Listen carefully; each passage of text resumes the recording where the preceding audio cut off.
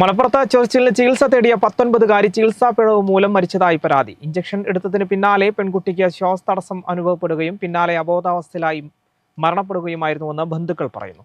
മഞ്ചേരിയിലെ മലബാർ ആശുപത്രിക്കെതിരെ മരണത്തിൽ ദുരൂഹത ആരോപിച്ച് കുടുംബം രംഗത്തെത്തി.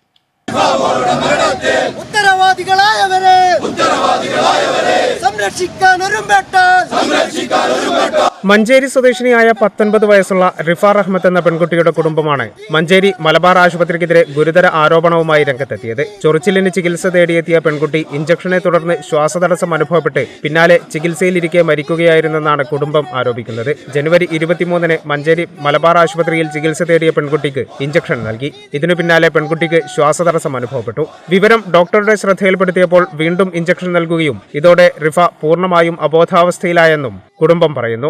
എൻ്റെ ജ്യേഷ്ഠൻ്റെ മോളാണ് റിഫ. റിഫക്ക് ഒരു അലർജി വന്നതാണ് മലബാർ ഹോസ്പിറ്റലിലേക്ക് വന്നതാണ്. ഒരു 6 മണിക്കറ്റ വന്നത്. വലിയ ദിവസം ഇഞ്ചക്ഷൻ അടിച്ചു, അതിലേക്ക് ശ്വാസം പോയി. ശ്വാസം പോയ ദിവസം പിന്നെ സിസ്റ്റർ തിരിച്ചും മറിച്ചും ഒരു 5-6 സൂചി അടിച്ചു. 5-6 സൂചി അടിച്ചതിന് ദിവസം ശ്വാസം പോയ ദിവസം ഒരു ICU ഇട്ടേക്കും. പിന്നെ ഒരു 11-11:30 ഒരു വിളിച്ച് ആംബുലൻസിൽ സിസ്റ്ററും ഡോക്ടറും ഞങ്ങളൊക്കെ പാടെ കയറിക്കാണ്ടാണ് വീഴ്ചക്കൊണ്ടത്. വീഴ്ചയാണ് പിന്നെ വെച്ചത്.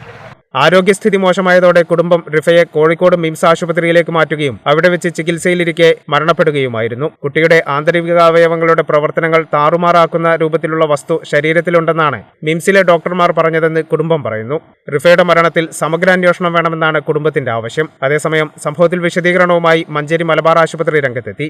വൈദ്യശാസ്ത്രം അംഗീകരിച്ചിട്ടുള്ള ചികിത്സയാണ് പെൺകുട്ടിക്ക് നൽകിയതെന്നും ആശുപത്രിക്കും ഡോക്ടർമാർക്കുമെതിരെ നടക്കുന്നത് അടിസ്ഥാനരഹിതമായ പ്രചാരണമാണെന്നും അധികൃതർ അറിയിച്ചു. ചികിത്സാ പിഴവ് ആരോപിച്ച് ആശുപത്രിയിലേക്ക് SDPI മാർച്ചും നടത്തി.